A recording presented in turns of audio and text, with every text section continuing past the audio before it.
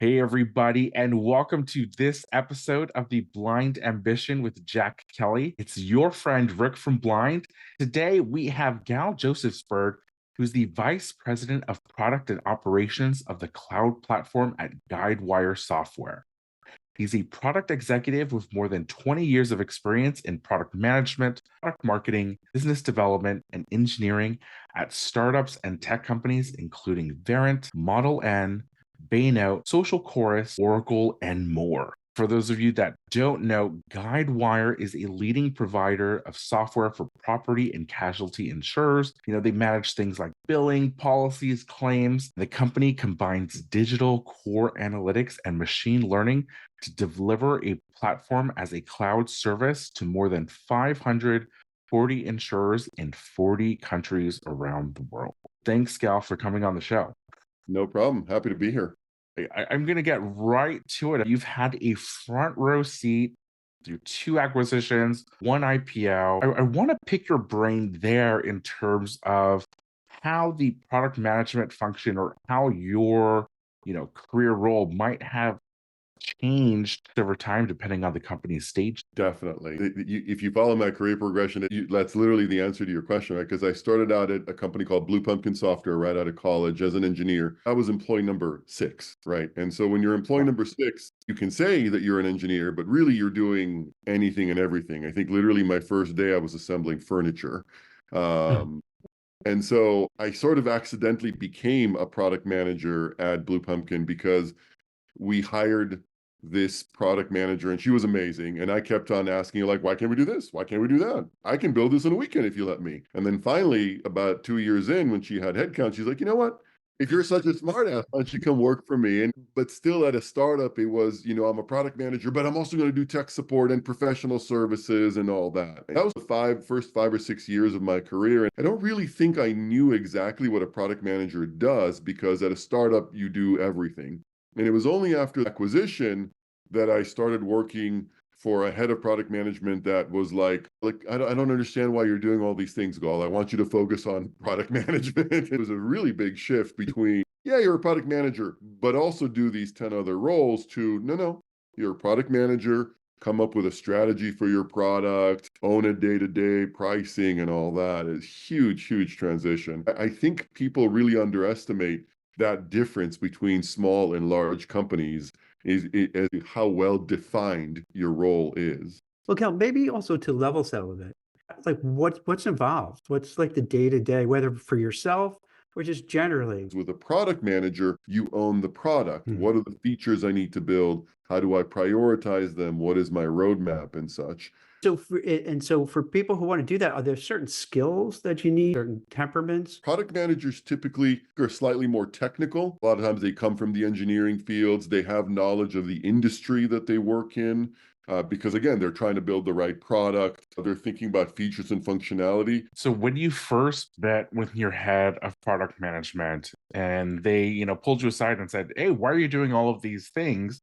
Can you walk us through that transition period? Was it, scary in the sense of, oh, wow, maybe there is quote unquote typical sense of what a product manager might be, and I'm not it. It was a bit of terrifying imposter syndrome in the beginning. And especially because he said, like, stop doing this, stop doing this, stop doing this, stop doing this. And in my mind, I'm like, well, that's 70% of my job. Like, am I fired? Because how am I adding value now? It was scary. And also, as a product owner, I kind of felt like I was benefiting from doing all these things because if you're the product owner and the tech support and the professional services manager and the project manager for your product, you have a lot of control. But at the same time, you don't really have a lot of time to do the things you need to do. But over time, I recognized the fact that it actually allowed me to be a much better product manager. For example, I didn't have any time to focus on pricing previously. And all of a sudden I was like, oh, pricing, that's an important part of being a product owner. We were building our roadmap 3 months at a time. Right now I could focus on a longer term strategic roadmap. While I offloaded all of these other things, I also basically began doing a full-time product management role. It was both terrifying and gratifying at the same time, but terrifying first. I thought I was going to lose my job, to be honest with you, because you have a new boss and your new boss is telling you like, 70% of what you're doing is wrong. Don't do it anymore. Like, what's the first thing that goes through your mind? You're like, oh my God, I'm horrible at this.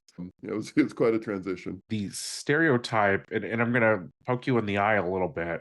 The stereotype of product managers is that they're often in meetings, they're setting roadmaps and telling software engineers what to do. They're on calls and meetings with, researchers and trying to figure out, what the customer wants and that kind of thing. But you mentioned these very technical aspects that are very related to the business side as well, in terms of pricing and almost kind of this operational sense. Can you walk us through that aspect of being a product manager? How did you learn how to figure out how to do the pricing, for example, or which customer to profile to target what you're adding to your roadmap and et cetera? Let me separate out is this really part of product management from the how did I learn to do it? Okay.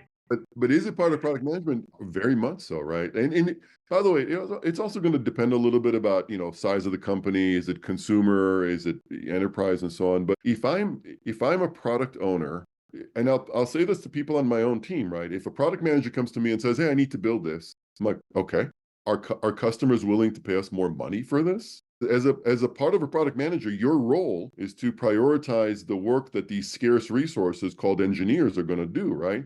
And if you cannot answer, is this valuable or not? And value in business is, are people willing to pay for it?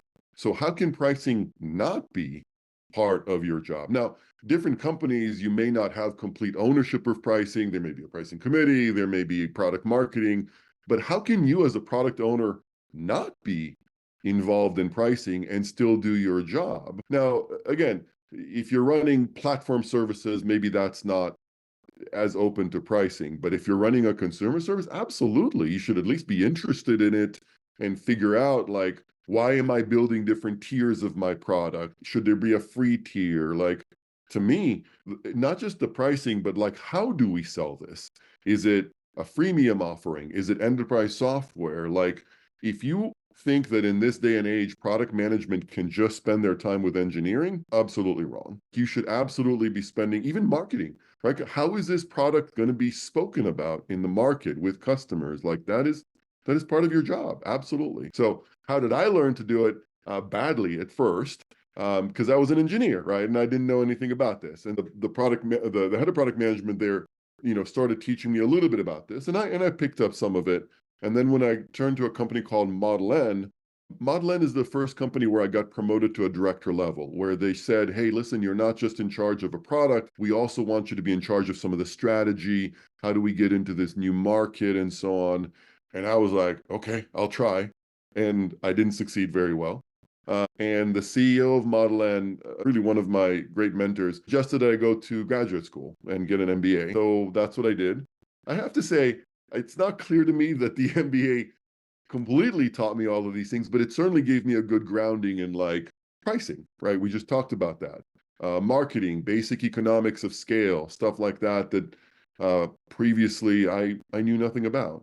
Even how to read a finance, a balance sheet, right? Like, that was part of what I taught and part of what I learned in graduate school. And so that helped me quite a bit. And again, a lot of it is also through mentors, right? So at Model N specifically, there were 2 or 3 people outside of just a CEO who really taught me how to do these things. It's interesting because, like, having the MBA, but also I think it seems valuable hearing you talking about your early stage career, like doing like 7, 10 different things that helped you learn how to do better. Right. Thinking, how can you be a product, manager if you don't really know all the other things, right? It almost seems you need that.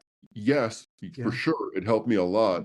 But also, and this is, I think, one of the difference between big companies and small companies, right? The smaller the company, the less official training they have, right? So Blue Pumpkin Software, employee number 5 or 6, it's learning by doing, which is great in some cases, but you miss out a lot on stuff like pricing and business cases. Whereas larger companies, even Guidewire, for example, we help our product managers, we teach them more about how to do this.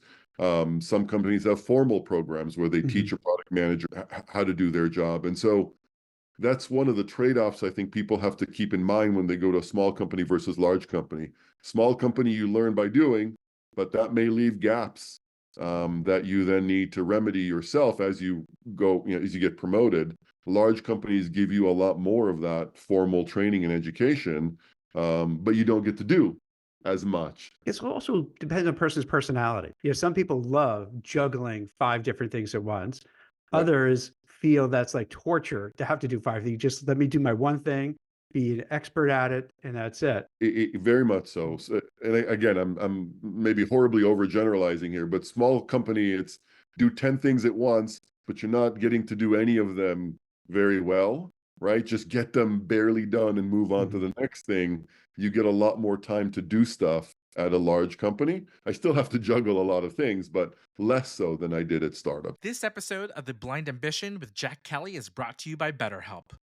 For anyone out there who needs to hear this, you are more than your job. Don't get us wrong.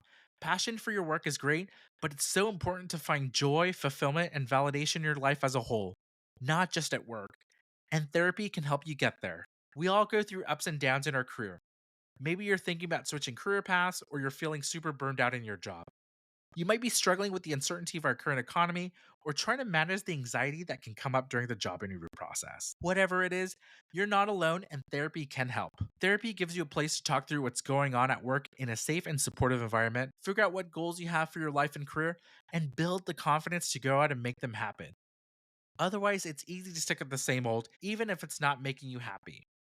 If you're interested in giving therapy a try, BetterHelp offers affordable online therapy on a flexible week-to-week schedule so you can fit it into your day.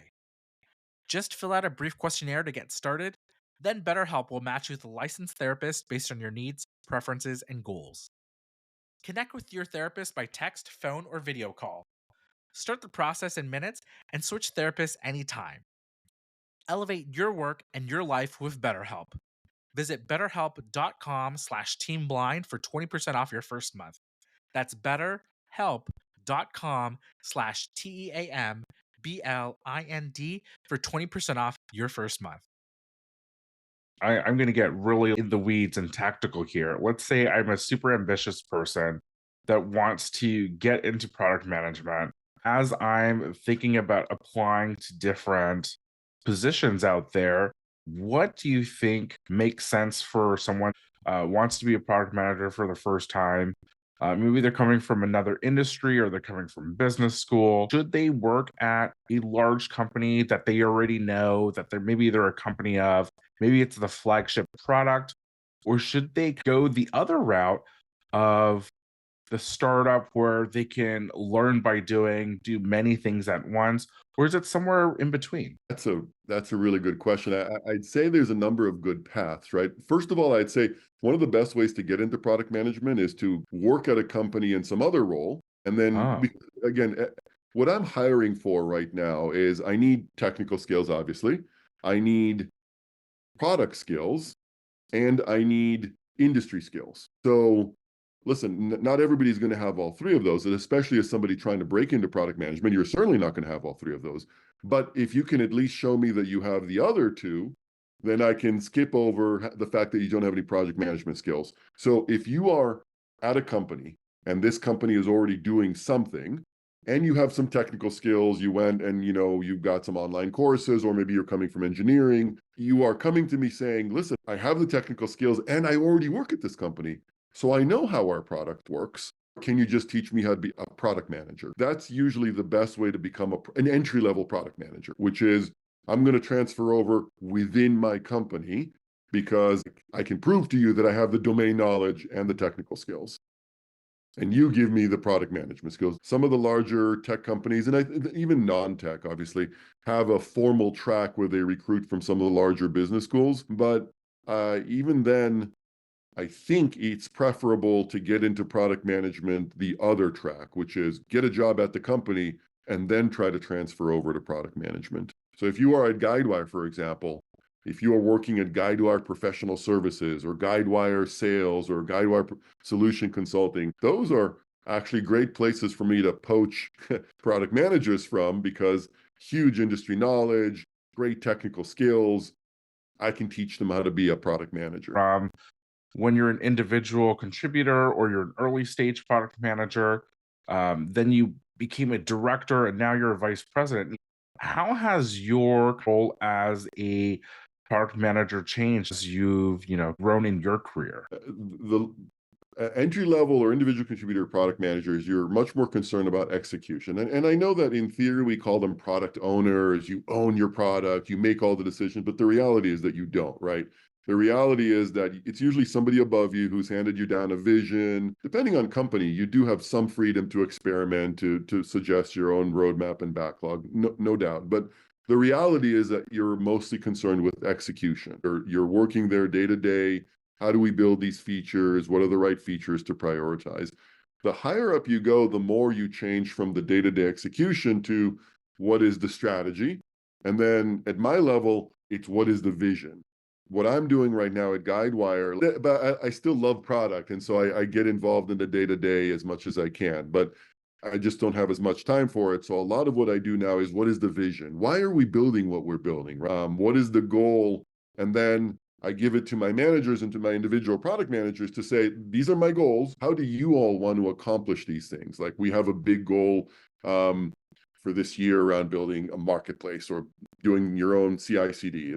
If you don't know Guidewire, that means nothing to you, and that's okay. But and so I'll go to my manager and say, like, hey, this is the goal. How do you and your team want to accomplish this, right? And the manager translates that into a strategy, and the product managers translate that into individual features that we're going to build. It's tough because I'm a little bit of a control freak and I want to write every story and look at every feature, but you also have to learn to like sit back and be like, okay, you guys know this better than I do. You tell me how we're going to build this. Got it. And it seems like as your career goes on, you're also spending a lot more time not doing hands-on product management, and you're doing things like recruiting. Can you give us a window into how you recruit product managers? Walk us through team building. The overall philosophy I have is it depends on the level you're recruiting. If you're going to recruit entry level, I love recruiting either from within the company or even interns. We now have product management interns that we occasionally recruit and make into an entry level product manager, and they've been great. If I want to recruit somebody a little bit more senior, I'll try to recruit from within the company, but from roles that are adjacent to product management, like solution consulting, professional services, and so on. I always prefer to promote from within, but in some cases you have to go outside and then you have to work with the recruiter and say, like, I need somebody with these kinds of skills, with this kind of background, because product management, it's a little bit more ambiguous than some other roles. And so I tell the recruiter, like, I would like to see somebody that had a product manager role for at least 3 years doing this in this kind of industry with this kind of technology. Otherwise, you just won't get the candidates you're looking for.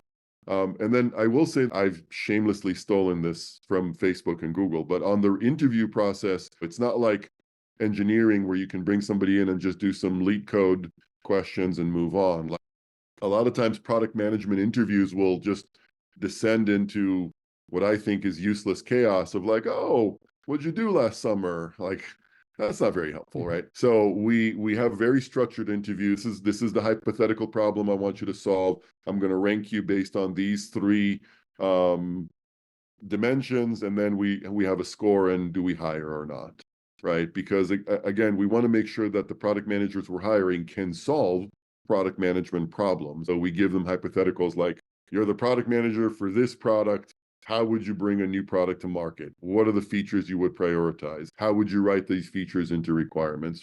Rather than just talking to them about, what'd you do 5 years ago in your career? No, that makes a lot of sense because my impression, admittedly, I don't have that same technical background and certainly not in product management, but my understanding as it is right now is sometimes these product manager interviews, they can get almost philosophical in terms of, Right. you're presented with a business problem or a product, and you're just asked a lot of these open-ended questions. How would you improve this product? And that's quite literally the question. Right. And That's for the someone job of like product me, manager. yeah, like how do you approach that type? Can you teach me how to think like a product Mm. manager? How do you approach that type of open-ended question? How do you attack that problem? The way to think about a product manager, first of all, what are you optimizing towards? And in almost all cases, you're going to be optimizing towards more revenue, right? Sell more money. But that's always a good question to ask at the beginning. When they give you that question, ask them like, what am I optimizing towards? Makes you sound really smart, because am I optimizing towards getting more market share, reducing costs, going into another vertical? It's a smart question to ask at the beginning, gives you a little bit of time to think about it. It starts having this conversation because, and all kidding aside, like that is what you as a product manager should be thinking about. What am I optimizing for? Like, I'm going to be making decisions on priority, on features, towards what goal? Is it just more revenue? Is it more revenue from new customers, from existing customers? Like, these are important questions. Right away, start with that. What am I optimizing towards? What am I trying to achieve here? And then if I'm in my normal job, I also look at the resources I have available. But if in an interview, typically I would start with, okay, so let's look at this product. How is it being used? Who's using it? What value are they getting out of it? I'll give you a good example. We did this product management workshop where we talked about Uber. We said, what is the value of Uber? And everybody started talking about, oh, it's, people using their own cars. That's how they revolutionize this. And we're like, no. Like, why do you use Uber? It's because of the app. It's because it makes it convenient. If taxis had the same app, I wouldn't use Uber, right? So what is the value of Uber? It's not that it was using other people's cars. It was the fact that it made getting car rides easy and reliable. I didn't have to have my wallet with me. So identify the value that you're delivering, and then how can I build more value? And then that goes right back to the, what am I optimizing towards, right? Am I optimizing towards hitting a new vertical and so on? So why do people like my product? You can start sort of answering that question, but it is very much a philosophical question, right? And don't be afraid to be daring, as long as you justify, as long as you show your work, because right. It's a hypothetical. Who knows what the right answer is? But ask a lot of questions. And again, don't be afraid to say, listen, I actually think in order to improve this product, I should do this, this, and this, because it will help me this, this, and this. But then also ask the interviewer the right questions of like, do we have any research on this? Okay, well, we don't. I'm going to make an assumption here that, this is what the research would show, right? Because these are hypotheticals. But the worst case scenario is when somebody like will go on for 10, 15 minutes about like a feature that they're going to build without having the conversation. If you want to show me you're a good product manager, ask a lot of questions, because that's what a product manager does. They're curious. They're going to ask, have we done any research on this? Have we looked at this kinds of users? Have we looked at this kind of feature? And the more of those questions you ask, the more you're impressing me that you are going to do the work of a product manager.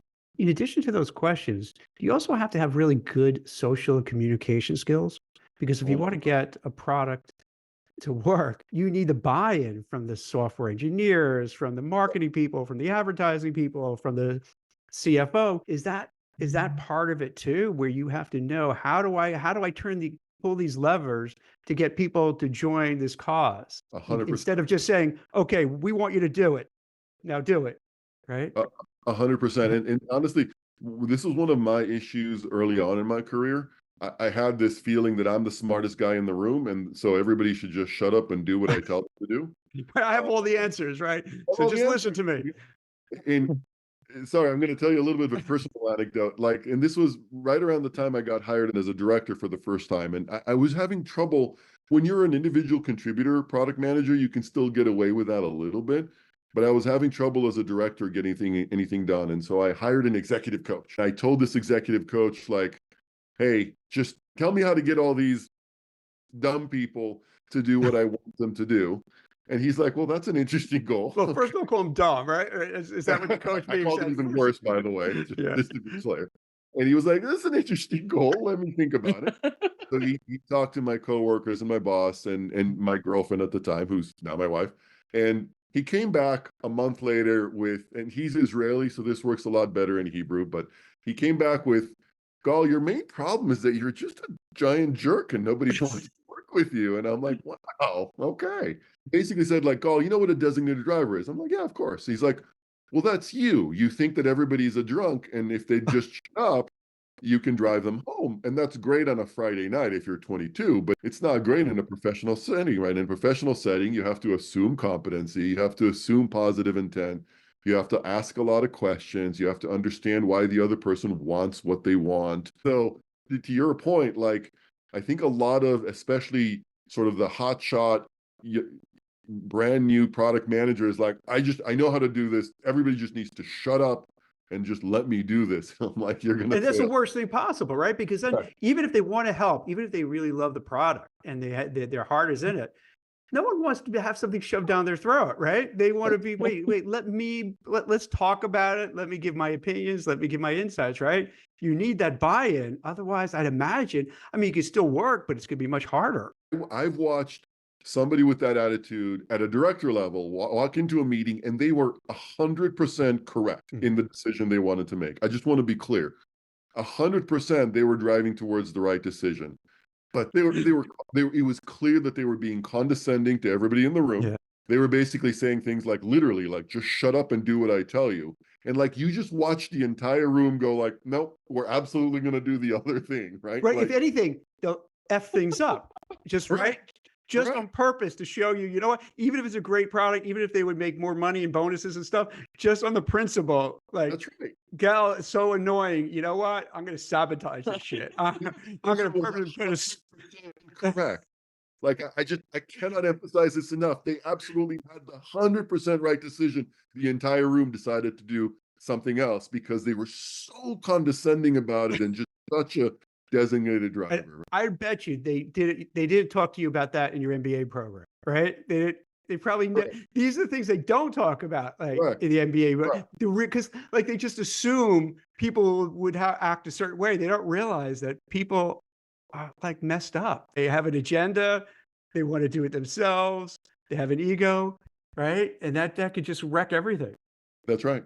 And by the way, I would also like, this is part of my background. So startups have a little bit more room for those hot shots, right? Mhm. Because you're at a startup, it's a 20-person startup, the CEO is there every day. Like, you can get away with that a little bit, and a lot of startups will have that one or two superstars. And then as the startup gets bigger and bigger, you realize those superstars are actually a little bit toxic. And then you realize that more and more they're killing productivity for everybody else, right? And it's kind of the same thing for the product manager. You can get away with that a little bit at a startup when you're small, but at a larger company, at a medium-sized company, and again, especially as you go up through the ranks, no, you can't get away with that. You have to work on your communication skills. You have to work on your people skills.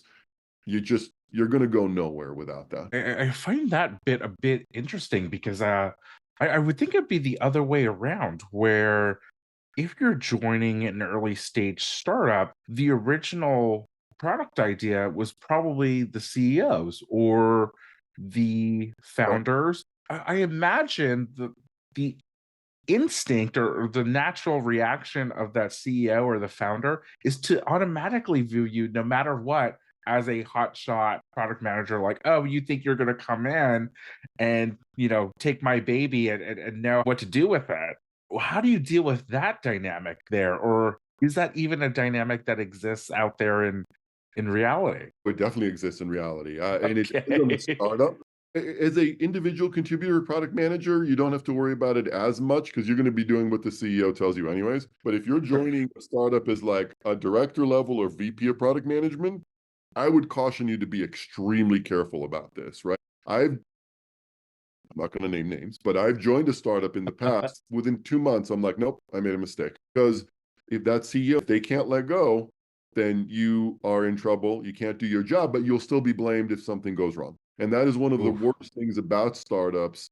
Startups are both great, but startups can also be bad. CEOs especially, the founding CEO leaves his or her mark on the startup, right? If that CEO cannot extricate themselves from the day-to-day and focus on what a CEO needs to do, and they're just micromanaging everybody, and that is especially true of CEOs who are not doing well, they'll focus on just that one thing they know how to do. So if they were an engineer, they'll get right into the engineering part. If they were a salesperson before, they'll try to micromanage the salespeople. Look for those teams and run away if you see that. If you're looking at some of those jobs, I've learned that lesson the hard way. Now, what about this?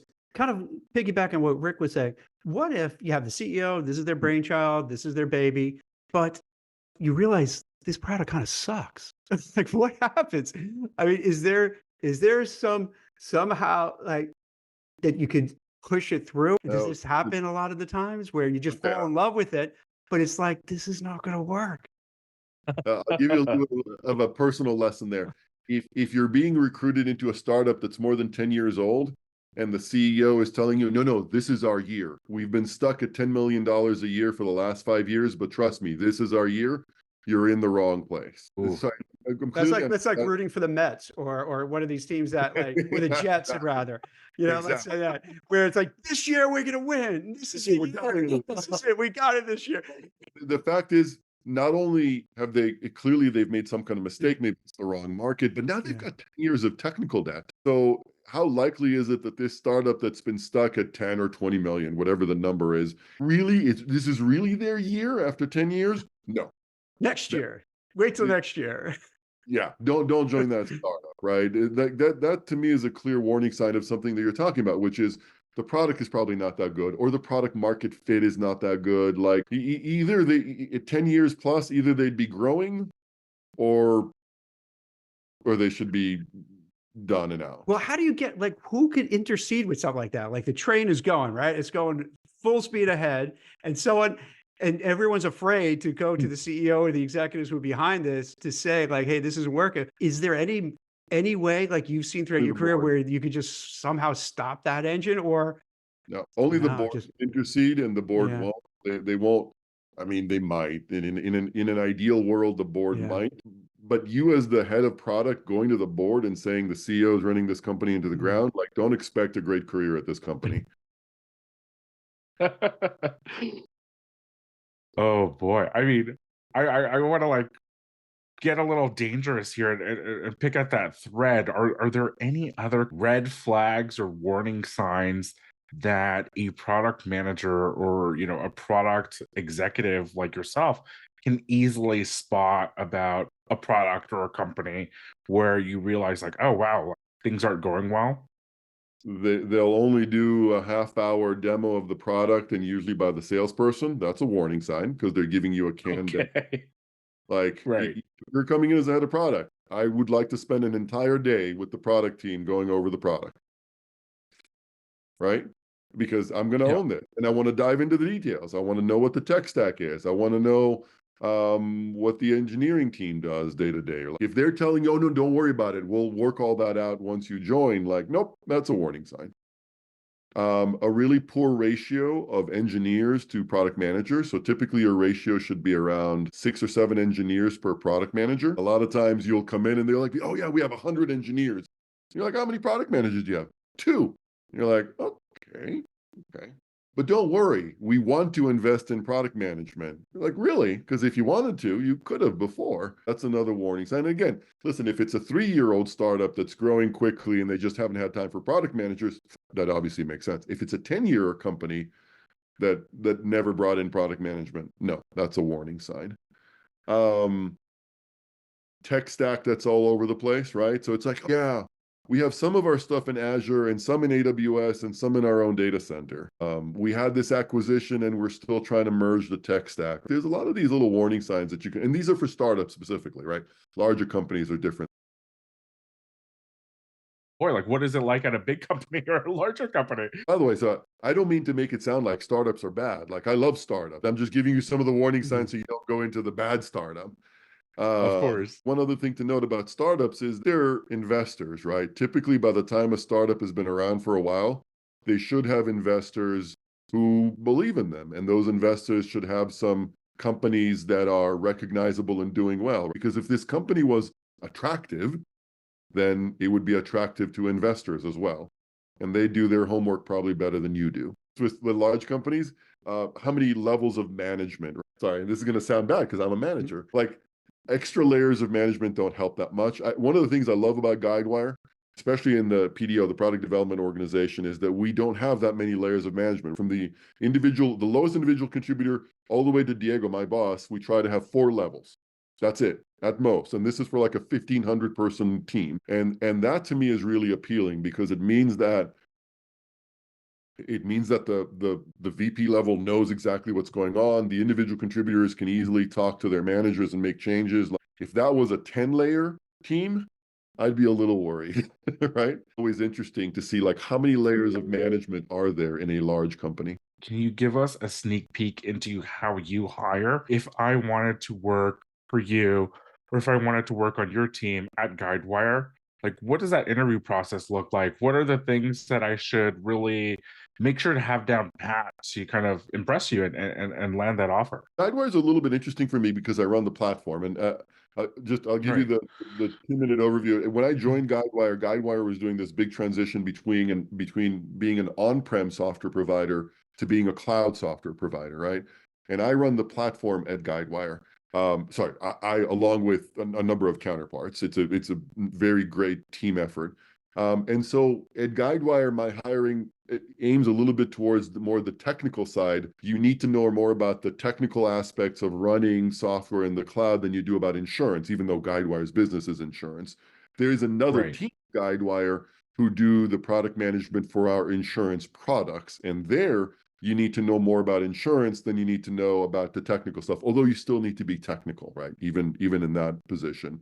But for my team specifically, I need you to really understand cloud. I need you to understand how Kubernetes works. I need you to understand how observability works, working, stuff like that. So you need to have product management experience and you need to be very technical. And that's why at Guidewire, if you look at most of my team, a lot of them have engineering backgrounds. I think these days, I don't think it's a Yeah. prerequisite for product managers to have an engineering background, but specifically in my team, because it's a very technical platform team, that is almost always the case. But I still, to the discussion we had previously, you still need to have good communication skills, right? Because Guidewire's platform is so front and center with our customers that even the platform team still talks to customers on a regular basis. We go to the customer conference. It's not just an internal facing position. How do I, in that interview process, showcase those kind of interpersonal skills or those communication skills? Is it as simple as the types of questions that I'm asking you, the hiring manager, or the certain behaviors that I'm showcasing or that I need to showcase, Yeah, as I go through the steps? but you asked an interesting question, which is it the type of questions I'm asking? I wanted you to take a step back, like just ask questions, right? Like I see way too many people Oh, to an interview and they don't ask questions. When I'm interviewing product managers, the fact that this person is not asking questions, it's a huge warning sign. I sit there in interviews sometimes, and this person has gone on for the last 10 minutes giving me an answer to my question. I'm like, stop, answer it. 60 seconds, give me the answer. If I ask you like, hey, you're the product manager for Gmail, how would you improve Gmail? You should not go off on a 10-minute discussion about how Gmail can be better improved for spam filtering. You should say, well, I think currently Google is trying to move into enterprise, so I would start looking at some enterprise features.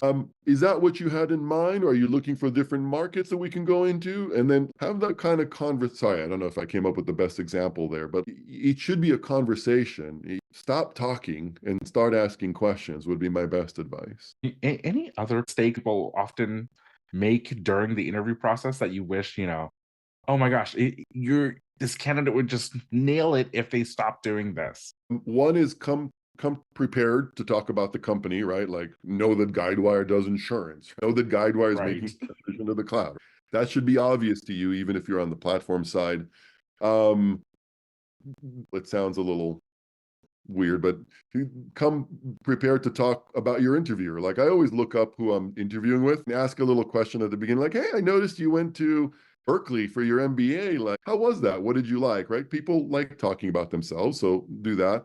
And then last but not least, I always reserve some time at the end of the interview. Have some prepared questions that are interesting. I had one product manager ask me this, and I thought this was fascinating. And when I talked to the other interviewers, this person asked the other interviewers the same question. He asked them all. So this was a prepared question, but it was a great one, which was, what are the top 2 things that I could accomplish here over the next 6 months that would tell you I was a really good hire? That's a good question. I like that one. I thought that was a great, right? Yeah, I I thought like that that. was a great Right. question. It made me First of all, it was clear to me that this person is thinking about how they could be more productive and contributing. And it forced me to think, and we had a good conversation about it. So I told them number one and number two, and then they recited back to me, what I heard you say is number one and number two, and I'm guessing that's because of blah, blah, blah. It was a really great question. That's great. And the person's making them like manifesting, I'm going to be there doing that. So That's for right. the interviewer, they're already thinking past the sale. They're thinking already, okay, you're hired and this is what's going to happen in the next month or two. Right. I like that. That's a really good advice. And again, if you have those product management exercises like improve this product, just ask a lot of questions. Don't go off on a tangent for 10 minutes. Again, just the more you can make a conversation, the better off you will be. Oh, gosh, I really appreciate this. And I mean, these are such great tips. I really appreciate you coming on the show, walking us through that whole process of how to even become a product manager and what that role looks like. No problem. Glad I could be here. This was a lot of fun. Excellent. Well, thank you so much. That's it for The Blind Ambition. If you enjoyed the show, please leave us a 5-star rating and a review. And don't forget to subscribe wherever you get your podcasts. Thanks for listening.